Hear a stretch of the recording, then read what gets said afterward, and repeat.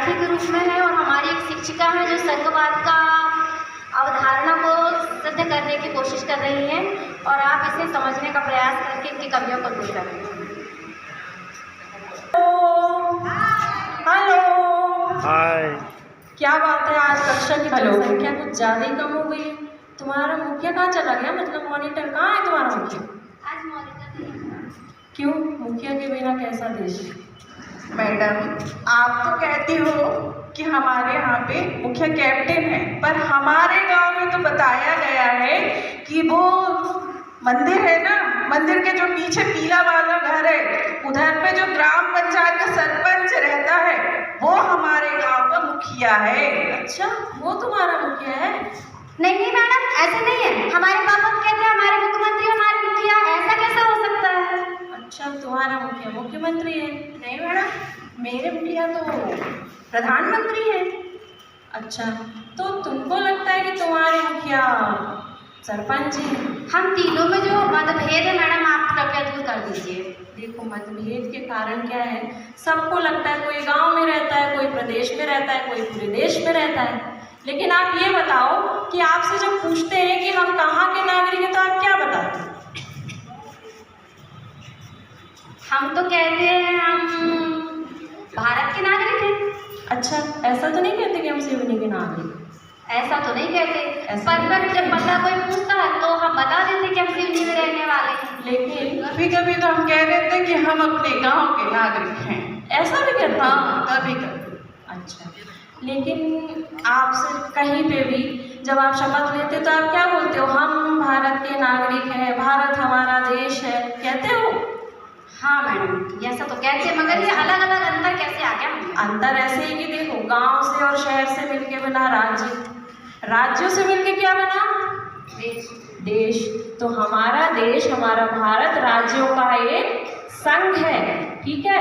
आप ये पढ़ चुके हो कि भैया संविधान चलाता है हमारे देश को, सर्वोच्च कानून है। तो हमारे देश के संविधान के भाग 11 में अनुच्छेद 245 से 255 तक संघवाद के बारे में बताया गया है। और संघवाद की सीधी सी परिभाषा ये है कि वो शक्तियों का विभाजन करता है केंद्र सरकार, राज्य सरकार अथवा क्षेत्रीय सरकारों के मध्य में। और ये विभाजन कैसे होता है ये आपको सर बताएंगे।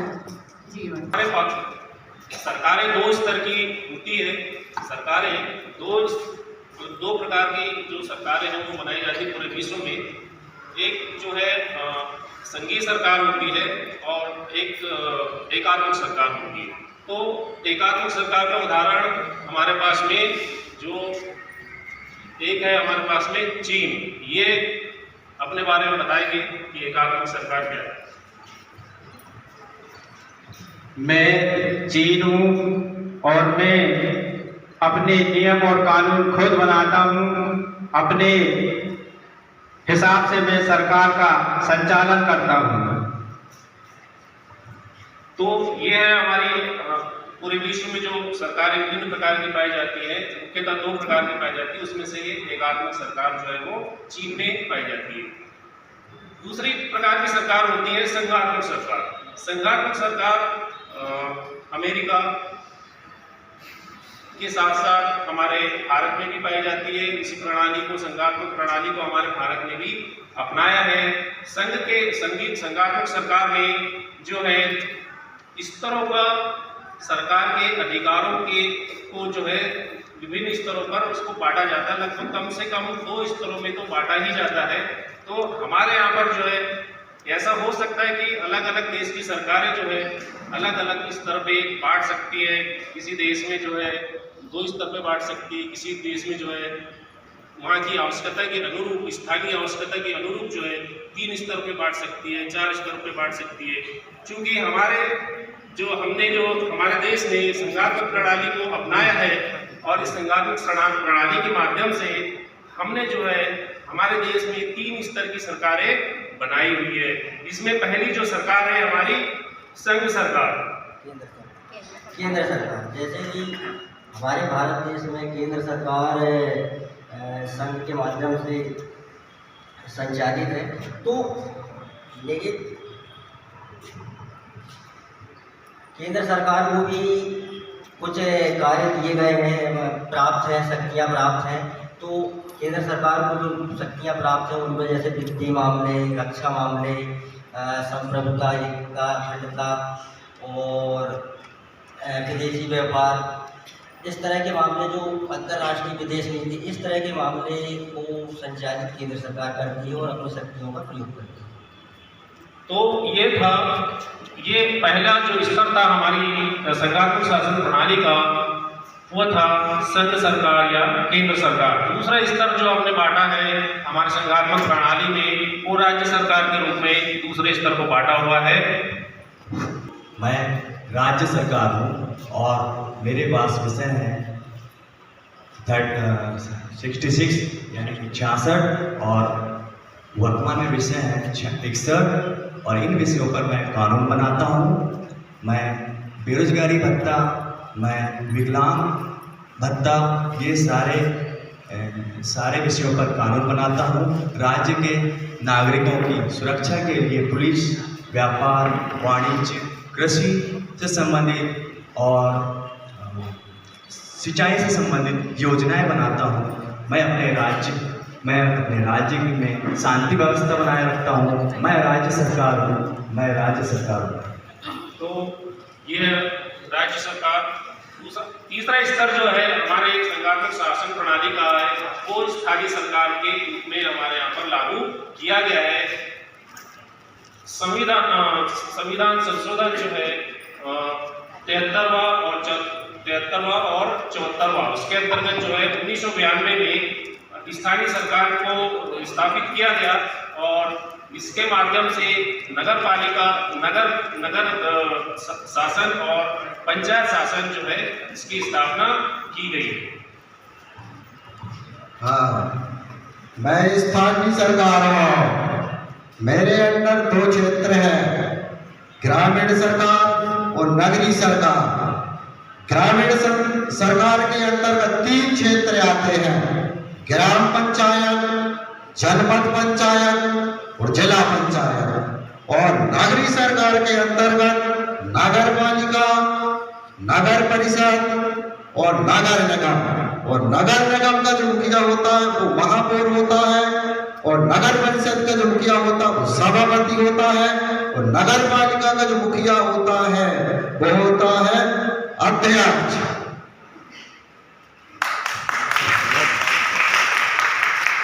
आप लोगों ने मिला एकात्मक संघवादी सरकार चीन से, जहाँ पे पूरा देश केंद्र से चलता है ना। केंद्र में, राजधानी में, पूरे देश में जो सरकार है वो जो कह देती है वो पूरे देश में वही काम होता है। लेकिन अब आप ये बताओ कि हमारे देश में दिल्ली में कोई बैठा है, उसको पता चलेगा कि आपके भूलवाड़ा में क्या होगा? चलेगा? पता चल जाएगा। कौन बताएगा? हमारे यहाँ का सरपंच बताएगा, सरपंच बताएगा, है ना।